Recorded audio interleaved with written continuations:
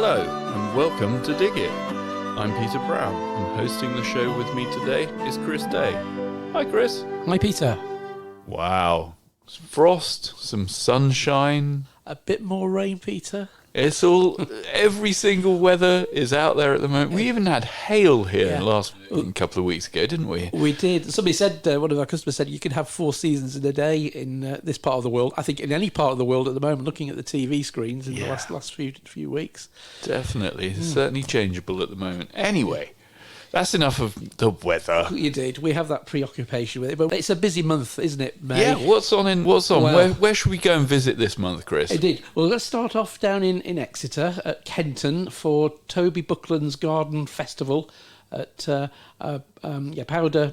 Powderham Castle, which I'd never heard of. Powderham Castle. Yes. Toby he's been here, hasn't he? He has, yes. Maybe we should give him a bell, see if he wants to come on our podcast. That would be rather nice, wouldn't it? Yes, I'm definitely. sure. Yeah. So that's the 3rd and 4th of May. So it's and then on the 3rd to the 5th, it's BBC Gardeners World Spring Fair at the National Motor Museum at Bewley. Okay. In Hampshire, lovely part of the world. I've been to the National Motor Museum just because I love cars, but I've not been to a Gardener's World there yet. Yeah, obviously Bewley's famous for its rhododendrons and other things as well. That part of the world as well, isn't it? It's a and at this time lime-free area then. Yeah, lime. Yeah, a lot of that. Yeah, and lots of gorse at this time when you're driving that part of the world. It's a yellow sea of loveliness, really. Yeah. Okay. So that's the 3rd and 5th, sorry, and then the 9th to the 12th we've got the biggie, one of the many biggies, the RHS Malvern Spring Festival at the Three Counties Showground at Malvern. Beautiful setting for a lovely show. Yeah. So it used to be called the Malvern Spring Fair, didn't it? And now it's a festival. I think they do a little bit of tweaking with the names, don't they? Just maybe to attract. But there's lots of food and drink as well as lots of flowers and plants. So excellent. Fair enough. There, on the 12th of May, we've got another one of these wonderful spring plant fairs at Board Hill, and that's over in Haywards Heath, West Sussex. Again, a lovely venue.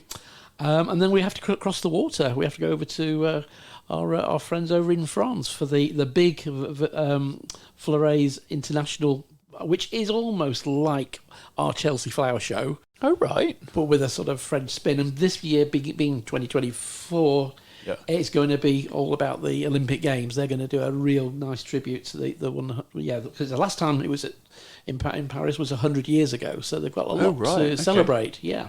Fair enough. So Flower Games is going to be the theme, so that sounds good. So we'll put a link on the show notes to find out more about that. The 20th of May, something close to your heart, Peter. It's World Bee Day. So obviously it's trying to obviously preserve and make sure we keep the right ecosystems for our buzzy friends. Yeah, because bees have been struggling so far this spring because obviously it was warm, so it woke all the bees up. Yeah, and then it rained, so they can't fly out of the.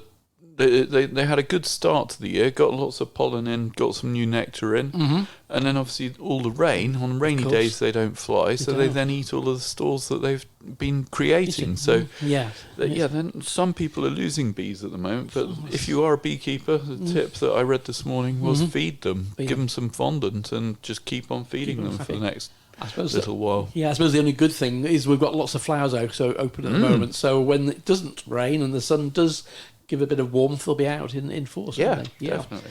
And then the 21st to the 25th, well, it's the biggie, the RHS Chelsea Flower Show at the good old Royal Hospital grounds in Chelsea, London. Obviously a ticket affair. You'll probably see more on the TV from my experience of going to the Chelsea Flower Show, but it's so good. It's an amazing event. It's something you've got to do. It's got to be on your bucket list, I'd say. Definitely. Well, hopefully one year I'll get to go there. Yeah, indeed. And then we've got some smaller flower shows, but I say smaller by comparison. The 25th to the 28th of May, we're at the Blenheim Palace Flower Show just down the road at Woodstock in Oxfordshire. And a really good event now. It's really grown, hasn't it? It started off as quite a small event, and they've obviously really pushed it, and it's now one of the places to go. It has your usual star names there, some nice gardens to look at. So a good visit, and of course a wonderful backdrop is that amazing Blenheim Palace itself, isn't it? Well, and the gardens. Oh, yes. I mean, that's another one, bit like our last podcast about Stowe. Yes, I good. think Capability Brown had some influence Oh, we there. did. Yes, definitely. It's a very grand garden. I very. think almost, I mean, the palace, or is it a palace? Palace, yes, Yeah, yeah. it's a... I must say, it's even more ornate than Stowe is, but it's certainly Yes, worth a visit if you're in the area. most definitely. Wonderful grounds, yeah. You can, so, I mean, you do the flower show and then go back and do the grounds the following day almost, isn't it? Yeah. And then towards the end of the month, which is obviously in view of the garden centre world, we've got obviously National Children's Gardening Week, which is 25th of May through to the 2nd of June, so we're just each into next month. And again, like last year, which was very successful, the theme is the world of Peter Rabbit. Oh, okay. Yeah, so plenty of, well, there's going to be a wonderful Grow with Peter Rabbit activity booklets at all participating garden centres, which I know we've got our... We've signed up for, we so have. do come in and get yourself a little pack. Indeed. And then right at the end of the month, we're going over to Dublin in Ireland for the famous board by Bloom, which of course is again a wonderful show, which again over the years Peter's built up to become quite a horticultural experience for visitors. Okay. Again, it works on the food and drink as another main pull as well to draw the visitors. So a lot going on in the merry month of May. I wonder what board means in Irish, because you've got Board Na Mona, Indeed. which is obviously the peat, or what used to be the peat company. It's now a compost company. Yes. So, yeah, must look that one up. Yeah. Excellent. Well, that's a few places to go and visit. It is, yes.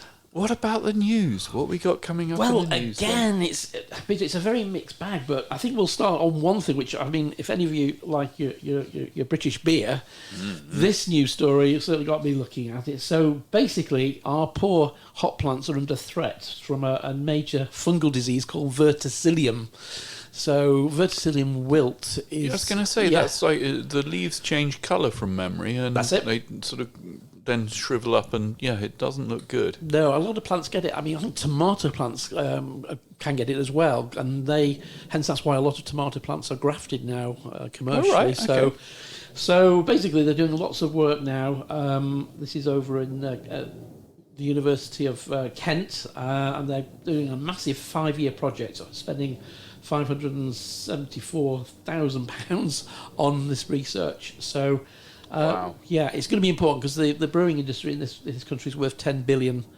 So it's essential that we get to the the root Kent of the problem. used to be the hop garden of England, didn't it? It did, Traditionally, yeah. I don't think there's quite so many hops grown. Yeah. But when you're driving around and you see these massive like telegraph poles and wires going across fields, I mean the hop plant is a incredible sort of grower, isn't it? It goes from absolutely nothing up to a massive great bush in such a short time. And That's right, yeah. Obviously, Yeah, and this news report will say that 50% now of hops are grown in Kent, so it has reduced a lot to what it used to be, and obviously it is still important. But I suppose when you've got that, maybe that's part of the problem because they're growing it in that area, continuously. That might have a problem with crop rotation, and that might be leading to the problems with the verticillium. I don't know, but I wonder if it's or it's a sort of more worldwide issue because obviously these days we get our hops from all over the world, and certainly the New World hops, as they're known, grown, and then you get the American hops and the ones from New Zealand, which are quite often fruity ones. But it's a big industry. It is, yeah. And as gardeners, we tend to see the Humulus opulus. I think it's Aurea, the yellow leaf, the golden one. Yeah. Yellow, is it? Yellow, yeah. And that's a good grower. I mean, as you say, it comes up from nothing, doesn't it? It literally dies down to it is a true herbaceous plant, and then of course puts all this amazing amount of growth on. So a nice plant to have in the garden if you want a nice coverage of an eyesore. Things like trellis, I always picture it growing on along fences. I mean, it's a sticky old plant. It's one of those ones that when you touch it, it's really quite fibrous and sticky. Good stuff. Cool. Yeah, and elsewhere, again, looking at lots of scientific work, the Kew scientists are, again, looking at this assessing this extinction risk of species, and they're using this good old computer modelling again. I think we already chatted about this a little bit a while back, but more data's coming in now, and they're worried about is it 328,000 known species of flowering plants are under this potential threat. What with climate change and obviously changes in cultivation. We'll put the link on there, but they're hopeful that they can obviously curb this potential loss of many species, and they've got lots of sort of structures in place to try and basically fully look at the situation and make sure it doesn't get any worse. So that's good. Yeah. And Mr. Titchmarsh has hit the headlines. He has indeed. Yeah. So the trade magazine Horticulture Week, which obviously is it's the go-to place for our trade news, they ran a poll of what products and people have impacted gardening over the last 50 years. Okay. And Mr. T came top. He beat Monty Don. Okay. And of course the late and great Jeff Hamilton. So wow. Yeah, they're quite a go. That's interesting, isn't it? And obviously bagged compost. That also hit the headlines with the fact that it's transformed the way we garden, in the sense of, I suppose, we no longer buy it in a horse and cart. It comes in a nice recycled plastic bag. Indeed, yes. It's gone from being peat-based to peat-free, peat-free. Yeah. It's interesting. And also, I think with garden centres, I mean, garden centres are probably just over 50 years old now, aren't they? But if you think before that, we didn't have containerised plants, and that was fueled by, obviously, the invention of plastic, which, of course, is now a bit of a dull word to use, but, of course, that's the way things move on, isn't it, I suppose? That's it. And if you're going to the seaside? So this story is, if you've been down to Torbay, down to Torquay, in fact, Torbay, that's Brixham and the whole area there, you would not miss the wonderful cabbage palms, isn't it? The cordyline. And apparently 40 new ones are going to be going into position. Oh, right, okay. Because they obviously lost a few over the years, and they're going to be revamped, and they're spending quite a lot of money on here, over £30,000 to create the garden of the century. So they're really going for it, which is good, and it's a lovely part of the world, isn't it? I've not had the pleasure of being down there sort of since my childhood, I think. I rarely get down to the south coast. I always think it's such a long way driving wise. It's quite a way, Norfolk is my seaside destination. Yeah, so that's all good news for obviously the tourists and the locals of Torbay. And we've got another record breaker. Okay, what's hit the record books this week then? Well, it's a blueberry. Right. And when you see photographs of this blueberry, it is the size of a golf ball, basically. Wow. And it's grown in Australia. It's not grown in the UK, and it took a long time to grow. In fact, it took many months. In fact, 9 months to actually put on its growth. It took 12 months to grow. Sorry, not 9, but 12 months to grow and to produce. Okay. And it weighed in at 20.4 grams, and that's 4.2 grams heavier than the previous record. So we're talking a heavy. Because blueberries, you always think sort of maybe a couple of centimetres across if you're lucky, but this one must be quite huge. Indeed. Well, when I put a small handful of those on my cereal sometimes, I wouldn't be able to do it with these, obviously. But so the variety to look out for is a Turner. So it's not just a one-off. It's been grown from a commercial crop that you can actually get your hands on. So that's it. That's really good. And they're saying it's a crisp texture and a nice flavour, and it's got a long shelf life. So hopefully a good one. A good one, and good tolerance to pests and diseases. So it's a bit of a win-win, isn't it? It's really cool. Yeah. Nice one. And whilst we're on the subject of fruit, or is it a vegetable? This is always a bit of a conundrum, isn't it? Rhubarb. I don't know, Chris. It's a stem, isn't it? So is it a vegetable? Well, that's it. Yeah. I see. But then you cook it as you would a fruit, though. You'd sweeten it. Yeah. We always many years ago, Peter, when I used to work on the gardening magazines, we used to have a library of in the days of slides and 35mm transparencies, and we used to find they used to put rhubarb in both the vegetables and the fruit because no one knows. No one knows. Yeah, so it was always one of the conundrum there. But of course, the most famous part of the rhubarb culture in the UK, and it is unique, is the so-called Yorkshire rhubarb triangle. Yeah, and there's a chap called Rhubarb Robert, aka Robert Tomlinson, who's the fourth generation farmer of this particular farm near Pudsey, famous Pudsey in Yorkshire, who is basically really promoting on his socials the virtues of rhubarb growing. I mean, it's a really weird crop because it has to be grown in the dark, so it has to be harvested by candlelight. I don't know of any other vegetable or fruit harvested in a very unique way, unless, of course, our Dig It listeners can tell us something new. I don't know, but certainly it is quite unique, isn't it, for a crop to be grown effectively forced with warmth. Well, I suppose that's it, isn't it? Because whenever I think of forcing rhubarb, I think of those amazing, great terracotta sort of pots that you put on upside down over the rhubarb, and that just gives them the darkness and the warmth and gets them growing. But I guess commercially, they're doing it in, I'm going to say, multi-spans or sort of polytunnels type things and blackening them out. So that would... it's a bit of a different situation, but equally, you'd think, why... Presumably, if they put some red lights in there, would that not work as candle lights are mixed white lights? So that's going to get them growing. But I don't know much about light. And I think the light issue is such that they have to use candlelight because that short spectrum of light doesn't affect the actual crop, so they can actually see what they're cutting rather than helping it to grow, which is quite unique. It is literally part of the harvesting, isn't it? Very interesting. I guess we'll have to do some more digging. Yeah, indeed. Yes, and it's by the way, the rhubarb is the same type as you would grow outside, so there's nothing special in that respect. It's just the way it's called. It's grown. Yeah. Very good. Okay, and news-wise, we've got there's actually a few awards. It's the award season in horticulture. Good old Tom Stewart Smith, he received he received his OBE over at Windsor Castle. And obviously he's been a major contender in the whole area of garden design, especially for the larger RHS shows, especially Chelsea and Hampton Court over the years.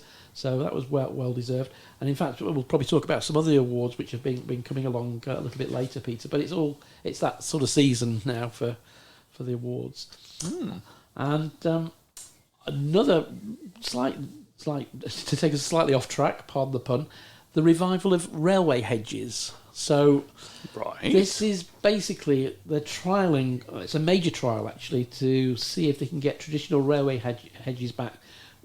Between North London stations along one of the busiest main lines, and it's a cooperation between Network Rail and the Tree Council. So, we're all familiar with farmers putting in mixed native hedging, but this is obviously to help again with sustainability, to help with soil erosion, and to put these sort of corridors of nature. I was going to say, it must be amazing. It's a very good thought for growing wildlife corridors, like they do in South America now, to try and keep patches of forest alive and what have you, with all the ecosystems that are involved. And it's a good idea, I'd say. Why not? And ultimately, you quite often, when you're going on the train, the sides and the banks are left to grow, and you get trees, and then when they get to a certain size, I don't know, is it the railway board? I don't know who looks after the road and the tracks these days, but they come along and chop them all down, and then 5 years later they've all grown back up again, and it's a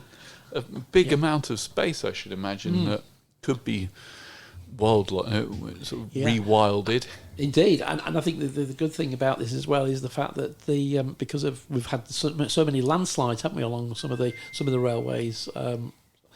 Some of the railways in recent times as well. So obviously, if they use the hedging, that might try and pull the soil together. But it sticks all the soil together. It does, That's why you plant trees and hedges. It's for soil erosion, isn't it? Yeah. So that's good. So they're trialling it They're using it for growing from plants from whips and such like, and using contractors. And obviously they're further. They've got to do it very cost effectively because obviously there's a lot of train line to potentially fill. Good few miles of hedging then. Yeah, that's good. Yep. So brilliant. Yeah.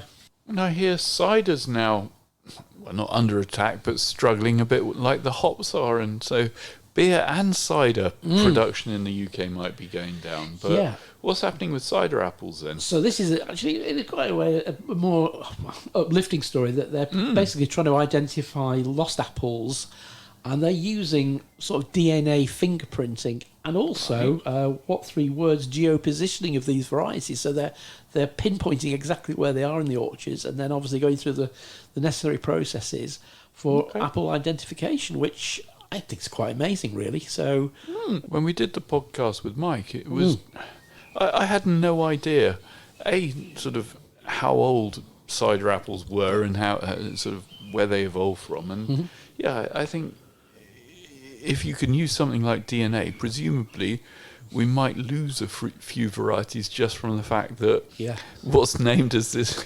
That's the thing, isn't it? They've got the same different names, but they're the same apple. Yeah. So I suppose all the sort of name varieties are going to be different from those which have obviously popped up as saplings from pips and such like. So, perhaps it might give our good old apple identification expert Jerry Edwards a helping hand though, because that might narrow things down. But equally, he is amazing when you can bring a apple in and he can identify it. Fantastic work, isn't it? Yes, incredible. No machine could do that. Maybe he should go for a Guinness Book of Records record, because I reckon he might be able to name that, or taste the most number of and identify the most number of apples in the country. I think on one of our more busy weekends over the years, he's done sort of 50 or 60 in a day. So and it's just incredible from that. Yeah, excellent.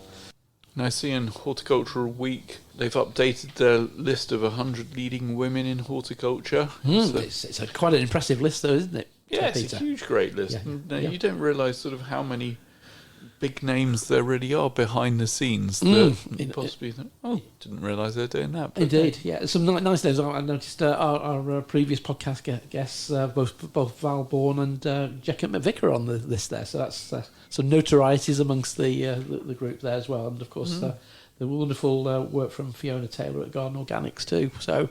Excellent. Really good stuff. But I guess that's it. There's an awful lot of women in horticulture, which is fantastic. Yeah, we can say we're a diversified and gender neutral working environment. And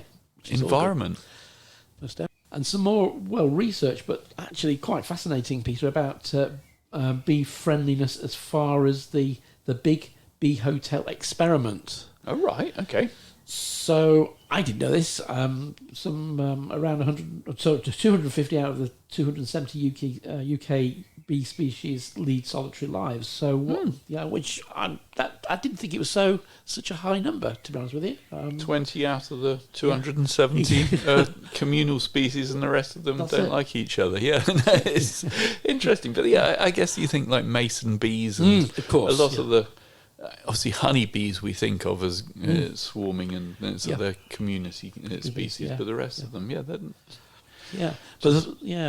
seen a lot of these sort of bee hotels sort of coming into. Well, you see them everywhere now in lots of shops and not necessarily garden centres. Actually, I've spotted them in supermarkets and things. They have become a sort of an accessorise your garden. But of course, these produce the wonderful structures which will hopefully help to provide potential nesting sites for these solitary bees, and that's what they want to do a little bit of work to find out which are probably best, which work best for particular species, and to help. It's really good research because certainly I know you see all these old pallets that people have stuffed different sized bits of wood in and canes and all sorts, and you think, I wonder which ones actually work, if you want to attract certain types of bee, if you're only going to get one bee per nest, is it really worth putting a massive amount of energy into creating sort of something a metre square that only has one bee living in it? Really. I don't know. I might be wrong there, but interesting. So they're suggesting like filling drain pipes, as you say, with pieces of hollow stems like bamboo or Lycisteria, which obviously is a plant I grow in my garden, and it does produce a really good good stem tube. Indeed, yes. So let's see what happens. You can take part. They've got a link. We'll put that on the Dig It show notes. Good stuff. And the Kirchenhof Gardens, which is, the bulb garden of the world, I'm going to say. It is an incredible garden. Yeah. They've announced that in a ceremonial event that Hybris, which is a Dutch company, have launched a new tulip variety called Tulipa King Charles III. Yes, that's rather nice, isn't it? It's brilliant. Yeah, fantastic. Yeah, and it's obviously the piece of paper I'm showing you, Peter, is not in colour, but it does look really nice in it's a lovely bulb, isn't it? Yeah, and so it's a golden yellow. Obviously, doing its thing in the Netherlands at the moment. The Kirchenhof Gardens are still open until early part of May, so get a chance to see it. Yeah, if you're over in Holland, go and have a look at all the lovely bulbs over there. They're fantastic, yeah. And we might see it on the TV screens because the press release sort of suggests it's going to be shown that Monty Don at his garden at Longmeadow is also planted some as well. So we might see that on our TV screens in the next week or two. I suspect, like all press releases, it's embargoed, so that's probably why we haven't seen it just yet. We haven't seen it yet, but equally, it'll take a couple of years before it hits the marketplace because obviously they've got to split it and breed it a few times and get it to a few thousand bulbs. Feed it lots of cheese and I'm sure it'll be fine. That's it, good stuff. And gardens are bouncing back.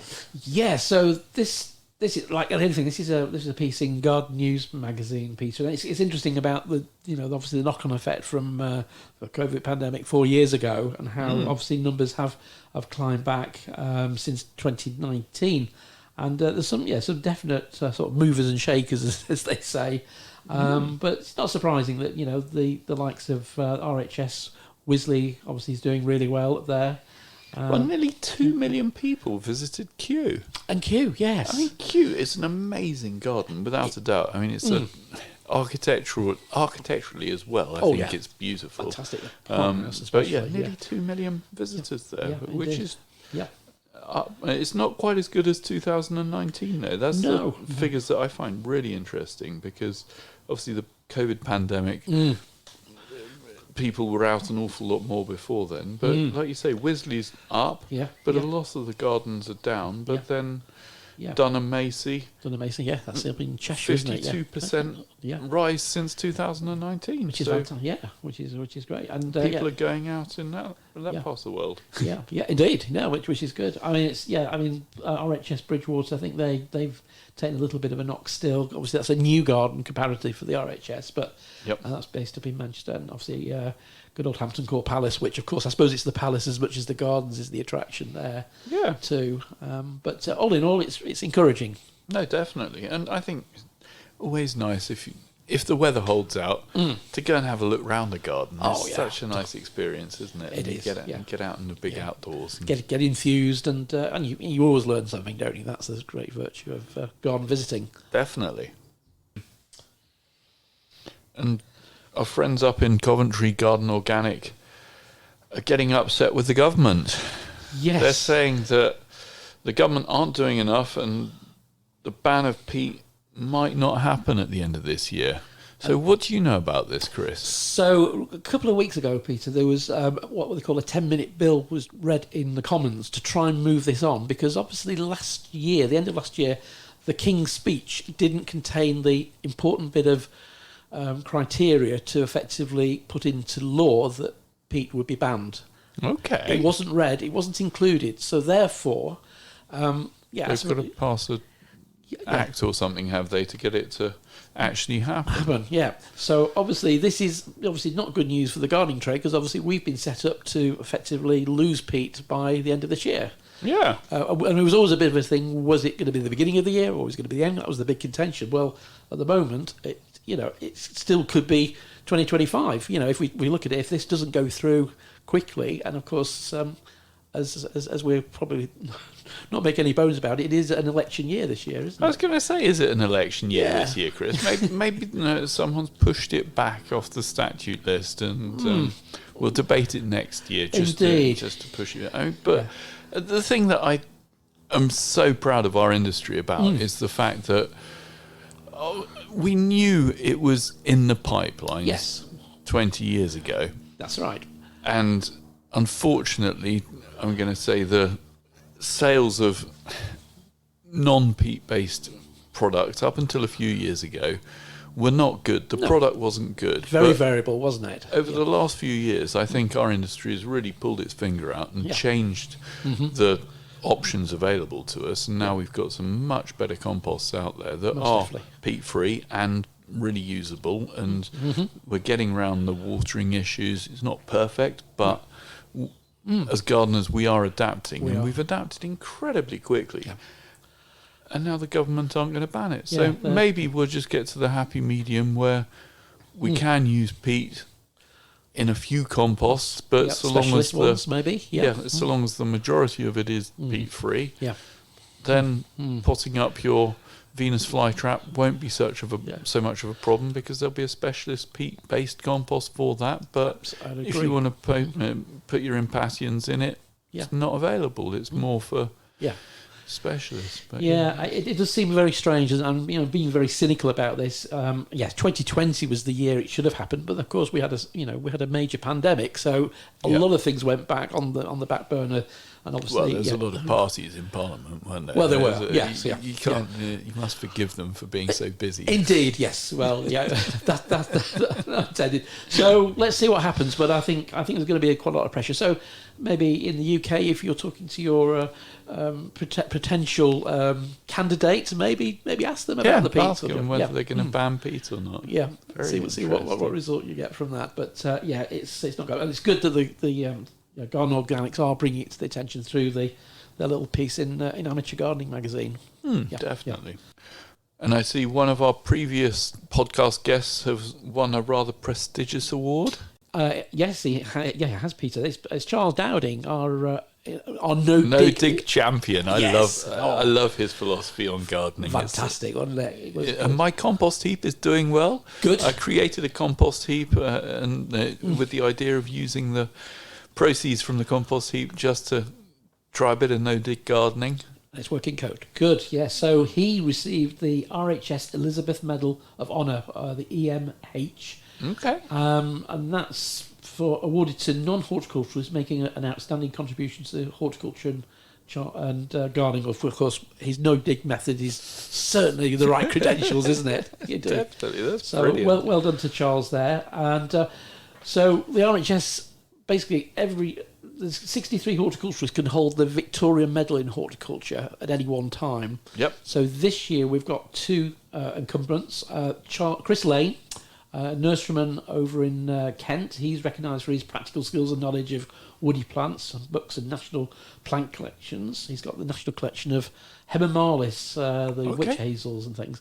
And another chap by the name of Neil Lucas. He runs Knoll Gardens, and he's basically a ornamental grass specialist. And he's so two new recipients. And of course, we talked to one of the recipients of this wonderful award, a couple of years ago, didn't we? Good old Jackie McVicker. So she's got one as well, hasn't she? It's it's a very prestigious award, isn't it? It's a wonderful accolade, to have. Yeah. So so a lot of awards this podcast, Peter. Definitely. Good stuff. And Great Yarmouth's Winter Gardens. Now, I remember Winter Gardens in Milton Keynes. Right. It certainly doesn't look like this one in Great Yarmouth. What a fabulous Victorian building. Lots of wonderful architecture there. It reminds me a bit of the Eiffel Tower, the sort of all the scrolls and the ironwork. It's amazing, sort of cross between Kew Gardens, Glass House and the Eiffel Tower. But anyway, so they're going to revamp it, and it's had a big grant, 12.3 million lottery grant from the Heritage Fund to give it a new lease of life. And it's and they're going to reimagine it as the People's Palace. It's going to be almost renamed as well, which I think is quite nice. It's going to give it a bit more personality, perhaps, than being called the Winter Garden structure or whatever. Well, it's probably still a good place to go and shelter from winter storms, whatever they do with it, isn't it? But it's nice to see there's 6 paid apprenticeships being created in catering and hospitality. So Yes, it's all good. They're Good for going to have a locals. good tea room there, I'm guessing. I'm sure. Yes, it's going to look amazing. It's going to look amazing. Brilliant. Yeah. And then our favourite show to watch on television, Chelsea, this year is now going to be green. Yeah, and it's going to have an audit. They're going to basically go around and they're going to look at the amount of waste created, the selection of materials, the impact on biodiversity, water and air quality. So they're going to be effectively judged on the whole structure of the garden, which is a first. Yeah. Well, I mean, the thing that always I can never get my head round is cement and sort of paving slabs and things like that are always pretty bad when it comes to environmental impact. And I guess it's the amount of heat and energy that's used to make the cement. That's it. Yeah, so now they're replacing it with wood, and I'm hoping maybe some of the waterfalls are going to be solar-powered waterfalls rather than the pump-fed ones. And I mean, at the end of the day, it's a very sensible thing to do, isn't it? We've got limited resources, so why not? That's right. Yeah, use them sensibly. Yeah. Still create amazing gardens, can't we? Of course, and it makes you just have to just basically then identify all the materials you're using and scrutinise it perhaps a little bit more. Yeah, which I think is going to be a good thing in the process of designing a garden. So hats off to them, and that will be happening this year for the first time. And actually on the RHS. Peter, some breaking news for us today, because it's only just been released as we're recording this, so the latter end of the month. The RHS have announced that some of their much-loved shows will tour to varying locations. So, right, okay, is this a bit like the photography shows where they start off in London and then go around the good museums of the country? That's good. Yeah, so basically, after 2024, the 25th anniversary of the RHS Flower Show at Tatton will return to its site every 3 years. Right. In between, it will go 2025. It will go to Wedgwood House, which is up in Sheffield. So it's moving from Tatton to that part. Yeah, so it's from Cheshire to Yorkshire. Yep. And then the next year it goes to the Sandringham Estate, which of course is the private country retreat of Her Majesty the King Charles and Queen Camilla. So yes, that's interesting. But what I found quite interesting is the Malvern Show and the Chelsea Flower Show won't be moving. However, the Hampton Court Palace Show will become a biennial event. So every other year it'll go to Badminton Estate over in Gloucestershire. So that'll move around the country. And the whole idea of this is to basically, for the RHS members, it'll mean that it'll be on their doorstep for a lot of people.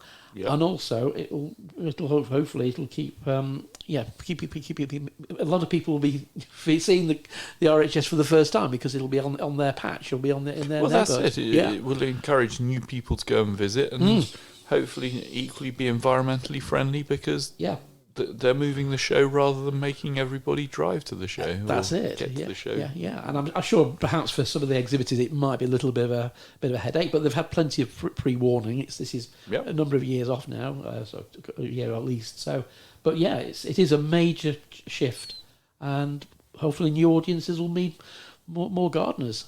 Brilliant, good stuff.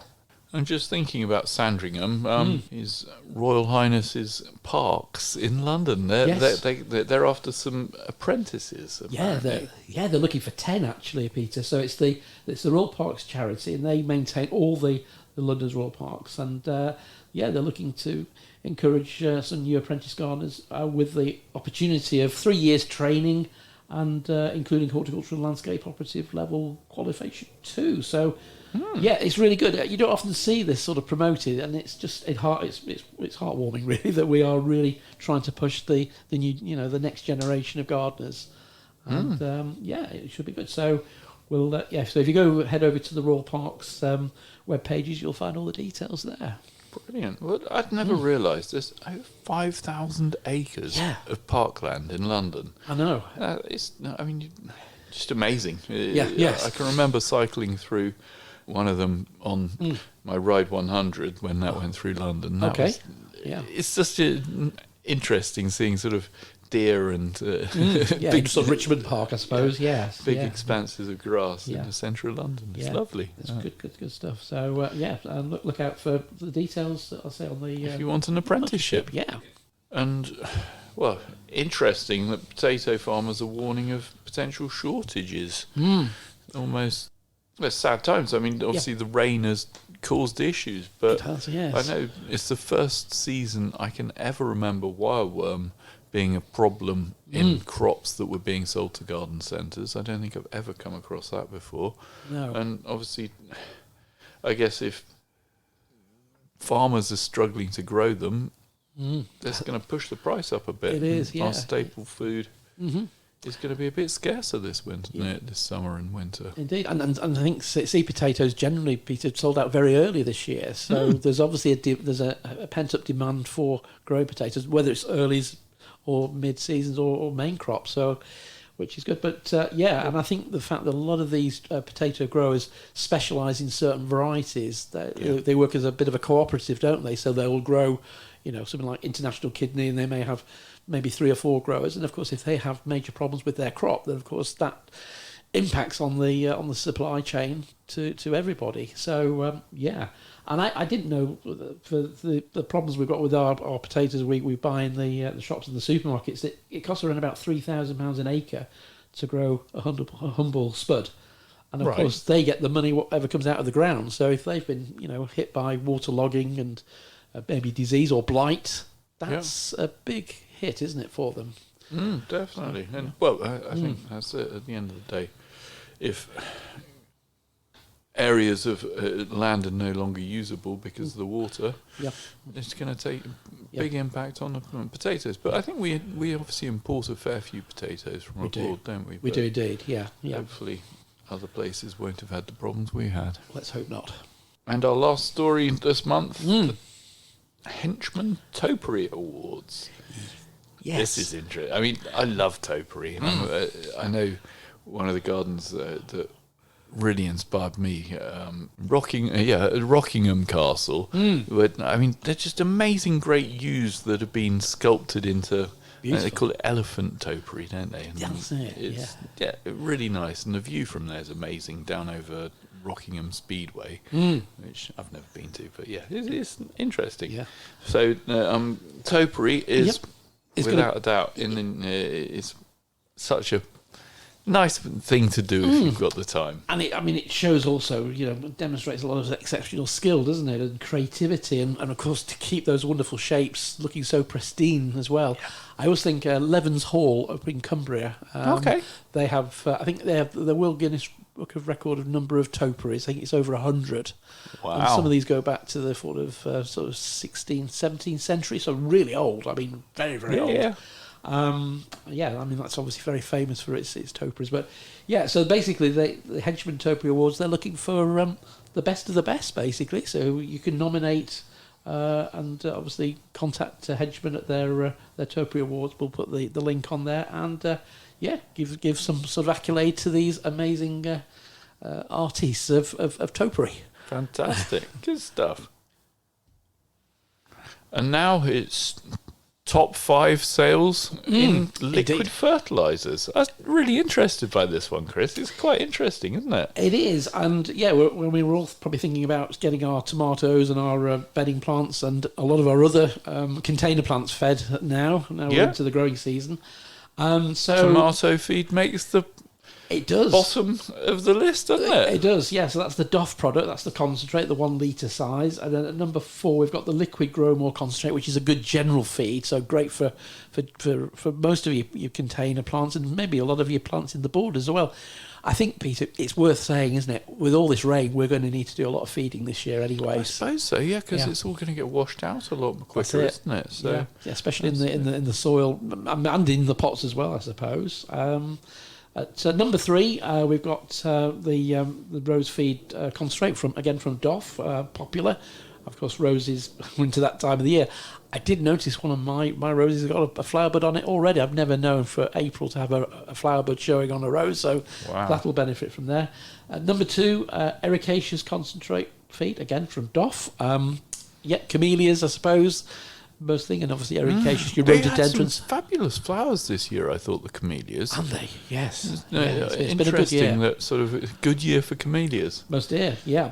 And at number one, surprise, surprise, Levington's Tomerite. Obviously, the brand leader, isn't it? It's yeah. incredible because it's a little bit more expensive than the DOF version, but Yeah. fundamentally, it's obviously advertising works and it must be a good product. Indeed, it is, isn't it? And there's usually promotional offers on, get extra percentage on for your money. So, yeah, they keep it nice and fresh and very current, don't they? So, yeah, Well, and also the fact you don't just feed tomatoes No. with it, do you? And that's the thing, isn't it? well, I must admit, I put some tomato food in my watering can the other day because I'm growing sunflowers with James, and I thought, well, They'll they're in benefit. seed compost at the moment. Yep. Seed compost doesn't have much fertilizer in. Probably worth giving them a little feed now, and Yeah. they certainly seem to appreciate it. They've shot up another inch. They Good. grow so quickly, don't they? They do, sunflowers. yeah. It's Turn your back and they've grown. And the great thing is, both tomato feeds, both the DOF and the Tomerite, they contain seaweed, which of Yep. course is a natural biostimulant. So it's a win-win for our plants. So yeah, it's a good one this month, I think. And then the bit that I never seem to get round to doing. What should we be doing? What jobs have you got for us Well, this month? I think I'll tell you what I have done though, Chris. Go on. I was looking at I wanted to grow some padron peppers this year. Yes. And I planted a load and went on holiday for a week. Okay. And I thought, well, they're going to dry out, so I'll put them outside where it's a bit colder. And came back and it had rained and the propagator filled up with water. So they were all swimming, all the pots were swimming around in the water. Right. So I drained them down and surprise, surprise, nothing has germinated yet. Yes. So a couple of weeks ago, I planted another propagator up with a load of padron peppers and nothing happened. Right. And I was like, oh, what's going on here? So I went on YouTube. Like you do. The encyclopedia of all things. And there's really good videos on there. And they explain that, yeah, it takes 2 to 3 weeks. Yes. They need a nice warm temperature. Yes. And I was like, oh, maybe I'm just being a bit impatient. Yes. So Yeah. last week, I had 14 little seedlings pop up. There you And go. I was like, yay, Yeah, we got that's them the right. thing. They That's the thing. do. You just got to be patient and keep on watering and keep them at the right temperature, and they do sprout. But Yeah. one of the suggestions they made was putting your seeds in the fridge for a few days before you try and sort of get Good them out advice. to plant them. Yes. So You'd say yes, that's a good one. yeah, because it straight away gives the seed that effect of winter, so it gives it a chill. Right. You then put it into some compost, which hopefully the ambient air temperature is going to be sort of 16 degrees. Yep. Yeah, bingo. That gets them really- going. Yeah. And the other one that I picked up was some of them were recommending scarification in tea. Tea. So soak your seeds in tea because Never heard of apparently that. they're saying the tannins Yeah. work as a natural. Yeah. So- Abrasive, I suppose. Yeah. Is yeah. it an Yeah, a sort of chemical scarifier Right. that tell the interesting. seeds time to get moving, get on with spring, and off you go. So I thought, well, this year maybe I shall try a little experiment and plant some of my runner beans Right. after they've been soaked in tea, because with my runner bean seeds I always soak them overnight in Just as- damp kitchen towel that's really quite wet. Wet. So they get sort of 12 hours in good moist conditions. So if To I help put to some plump in the seed up, yeah. some moist tea soaked kitchen roll and some Try that. in water, and we'll see if it makes a difference. Non-scientific experiment. We love those, don't we? Yeah, but Yeah, it's good. So it's good stuff, though. some good tips on seed planting. Yeah. So this year, my sweet peas, I normally soak my sweet peas in water overnight. Right. This year, I haven't done. And my germination's probably about 80%. Is that better than normal or About the worse? same. It's about the same. Okay. So yeah. So have I been going through the process unnecessarily? I don't know. But yeah, it's a good Interesting. thing. Yeah. But yeah, I mean, I must say, I do it with my runner beans, my Enorma runner beans, and you see them swell up. So you think, well, it must have done some Oh, good. gosh, yeah, yes, ultimately, seeds germinate when they've got warmth and moisture. And They need that combination, Yeah, don't they? all the right things. Yeah, So yeah. I guess it's seed planting time of year, It is. isn't it? That's right, and you've still got plenty of time to sow things like your sweet corn. Obviously, all your beans. I did my Cobra French beans yesterday, actually. Okay. So I got those down. Cucumbers. Obviously, still time to do tomatoes. Would you believe? Because they grow Right. incredibly quickly. Obviously, your chilies and your peppers, courgettes, and even your melons. So, warmth is the key, isn't it? And it's been such a cold in the UK anyway. We've been so cold and damp. We're in catch up really at the moment, but it's just the frost really, I suppose, Peter. Now we just got to watch carefully for. We've had some cold nights in Well, April. with last week's frosts.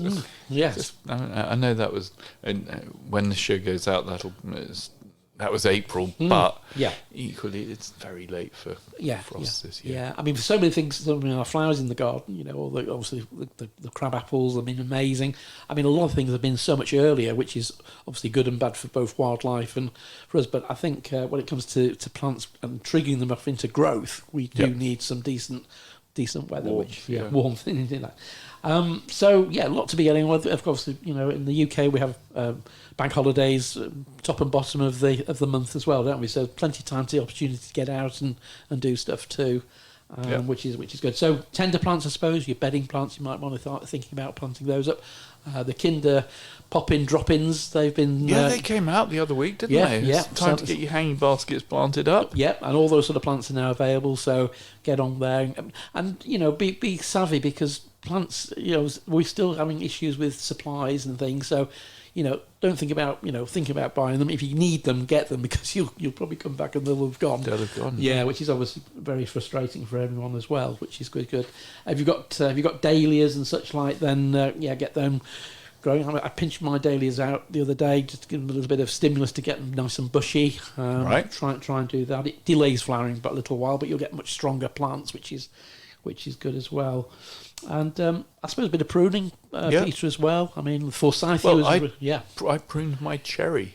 Oh, right, okay. Because I had a couple of branches that were sort of growing into each other, and I thought, that's not right. But now that tree's growing again, Good. I can cut it back. I know I chopped off a few branches with flowers on, so I won't get so many cherries, but maybe the squirrels and the pigeons won't get so many. But it's nice to get that done. Yeah, now the sap's flowing in all the pruners family, you can do, and you can do that right up till probably the end of June. So you've got a nice window of pruning opportunity there as well. And talking about pruning, of course, third week in May, Chelsea Flower Show, but it's the Chelsea Chop time. It's that traditional thing where we go along and we cut back a lot of our herbaceous plants, which usually get too tall, too leggy, too straggly, which tend to topple over. So if you cut things like your sedums and your heleniums, things which generally get too tall, cut them back by half or even by 2/3. Okay. Again, it'll keep the plants nice and short and nice and compact. And also it will sort of stagger your flowering time as well, which might be useful in the garden too. Earthing up potatoes. They're growing now, aren't they? They are. That's the thing that I do try and get round to doing, is you can try and keep up with the potatoes. I'm a bit late with mine going into the bags actually. So Okay. but, they were covered, and they'll start to be popping through shortly. But yes, so if you got them in containers, just put a little bit of compost on perhaps every couple of weeks until you get to the top of the pot. But remember to leave a decent space at the top so you can get water and feed into the bags. That's quite crucial. And I suppose the other thing to do is protecting from the dreaded pests as well. So if you've got brassicas on your plot, cauliflowers, kales, maybe put some Enviromesh over them to keep the flea beetles out, and obviously keep off the pigeons as well. So a little bit of protection around those, which will be good as well. And I think one of my pet hates, I'm not growing gooseberries these days, but I used to grow them, is of course gooseberry sawfly, which can literally come in overnight and basically denude your strawberry plant, your gooseberry plant of all its leaves. So if you do see the little caterpillar, remove those quickly and keep on top of those as well. So quite a bit to do there as well. Feeding your bulbs. I mean, the tulips have been amazing this year, haven't they? Oh, Yours have. oh, sorry. Mine haven't. I got one up. I planted my Red Riding Hood, Yes. and only one came up Oh, this year. well, Last year I had, I'm going to say, a dozen Oh, down the right. side of my drive. Looked fabulous. Well chuffed with them. This year, one. Oh, right. And it okay. didn't even flower. So just a I'm loose going to leaf. blame the children. I think they've walked all over them. Yeah, but yeah, no, the tulips have done really well, haven't they? They have, And yeah, and the still- irises are looking like they're a bit early, I think, but yes, indeed. flowering well. Yeah. Another thing, I noticed my lilies, my normal lilies, they're well up to what they usually are. So they've had a bit of a feed, but obviously keeping an idea for the lily beetle too. Excellent. And one of the questions I got for you, Chris, is I know outside the garden centre we planted a lot of daffodils, and Mickey went round and deadheaded them. He did, and yeah, did a good chopped job. them all, Yeah. and he's taken the whole lot off. Should we now go and put, say, a load of liquid feed over the top of them? Do you Absolutely. think that'll help as well? It would be good to get a high potassium feed. So going back to good old tomato feed, basically, if that could be mixed up in a watering can and applied around the base of all those bulbs in the grass, that would be good. Okay, A couple of applications of that over the next next 2 or 3 weeks. that would be good. Yeah, it would be good. We'll get some even more flowers next year then. Yeah. And as I am the champion of lazy gardening, I also spotted a box of damaged Growmore in the store. Do you think that would help if we sprinkled that over sort of the area? I know Yeah. it's not high potassium, but it's a It's better. I mean, if we've got it to use, it would be good to go around any sort of ground cover plants we might have around. Yeah. so you can use Growmore can. just to literally sprinkle around the surface and yeah. off we go. Absolutely fine. Yeah, and of course, Growmore is very useful. It's very quick acting as well. So with the weather we're having now, and we're going to have some hopefully showery weather with the emphasis on warmth. That's Yep. perfect, really, for Ah, applying okay. fertilizers. So yes. That'd be good then. Yeah, indeed, Excellent. yeah. Thanks for that, Chris. And on the aquatic side of things, then Yep. I mean, I know our aquatic plants are in now. So if you've got water lilies, make sure perhaps that they're obviously gradually lowered to the Don't correct drown the lilies. No, can't do that. Make sure, because they grow when you buy them. They're obviously the leaves are only a few inches long, and they're in very shallow trays. But so yeah, move them down in the water column slowly, so the Yeah. leaves are. If you've got leaves that have already broken the surface, Yeah. that they still get to breathe the surface air, and yeah, obviously marginals can go in now. The oxygenators who get some of those in as well, and everything will start Yeah. growing well. And that, what I did around my little pond, I just started to put a few more plants in. I decided to take some of my hostas out of the pots because I've got a lot of them in pots to soften the pond as well. So Okay. and see how they go. But the soil is quite damp there anyway, so obviously they'll benefit from the extra moisture. And so will Yeah. the slugs probably, but never mind. Great stuff. We persevere with those as well. That's it. Go. Go. Yeah. And garden furniture, get the jet washer out, give that a quick blast, because Yes. it must be nearly time for barbecues. Yes. Hopefully, I mean, May is always we do get some warm days in May, so we've got to really just make sure everything's ready, isn't it? And the garden furniture is nice and clean. And I actually washed some of my cushions from my garden furniture yesterday. Okay. Gave them a little bit of a clean, ready for for the day. Yeah, Of that's summer hopefully we'll arrives, get yeah. a nice sunny Yeah. evening that we can get to sit out in the garden. That's again. right, to enjoy it as well. Yes, and I suppose the other thing really, Peter, is obviously we've got issues with slugs and snails this year. We know because of the winter, it didn't kill many off. Try and get rid of those if we can. So a little bit of a torchlight vigil each evening Yep. is obviously a good thing, and obviously get rid of them, dispose of them, and that make our gardens a little bit more productive, hopefully, as well through the course of the next few weeks. Brilliant. Yeah. Good stuff. Okay, well, thanks for that, Chris. So we've got our next guest coming up. Next- Now, this one, he's a bit of a star, isn't he? He is.